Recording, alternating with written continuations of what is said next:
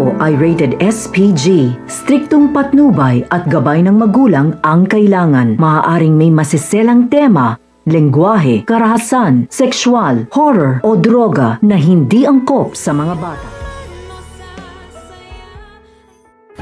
Dahil sa nabuking na sina Moira at Zoe ang kumuha at nagtago sa matanda, ay wala na silang ligtas kina Giselle at Robert. Kaya nagtatago na ngayon ang mag-ina dahil sigurado na ang kanilang kapalaran sa kulungan. Lalo na si Zoe na kinakain na ngayon ng kanyang konsensya dahil sa nagawa sa matanda. Iniligtas nga ni Zoe si Don Pepe mula sa kamay ng kanyang demonyong nanay, ngunit siya rin pala ang tatapos sa buhay ng matanda. Nagkakandara pa na sina Moira at Balahadja sa paghahanap kay Don Pepe na nakatakas at hindi nila alam na si Zoe ang tumulong dito.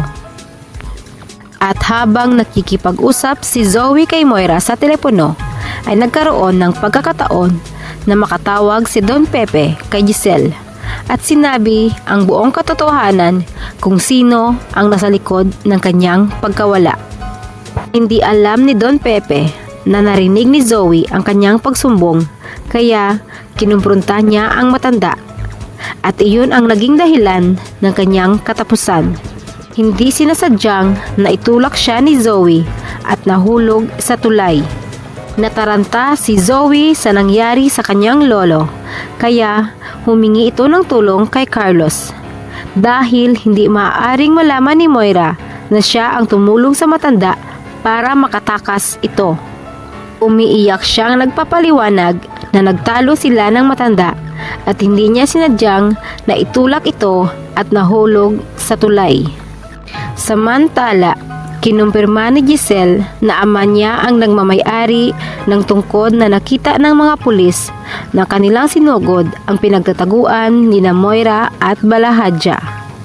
At ngayon ay sobra-sobra na ang pag-aalala ni Giselle para sa ama dahil hindi ito nakita ng mga pulis, ngunit nagawa pa nitong tumawag sa kanila.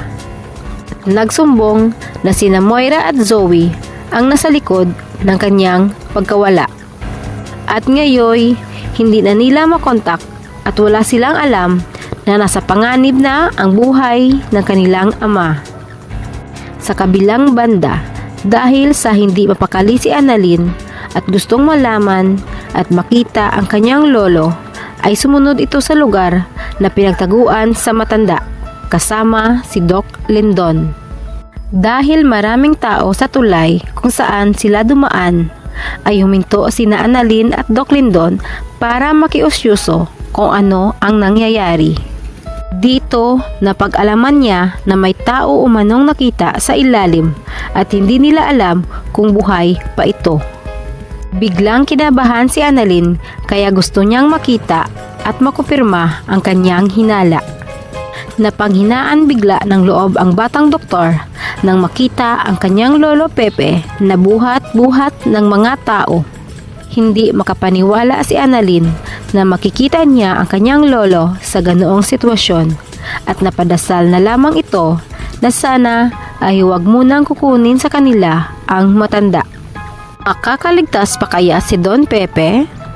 O kung makakaligtas man ay maaalala pa niya kaya ang lahat at masabi kay Robert na si Annalyn lamang ang kanyang nag-iisang tunay na anak? Atin lamang aabangan dito lamang sa Abot Kamay na Pangarap.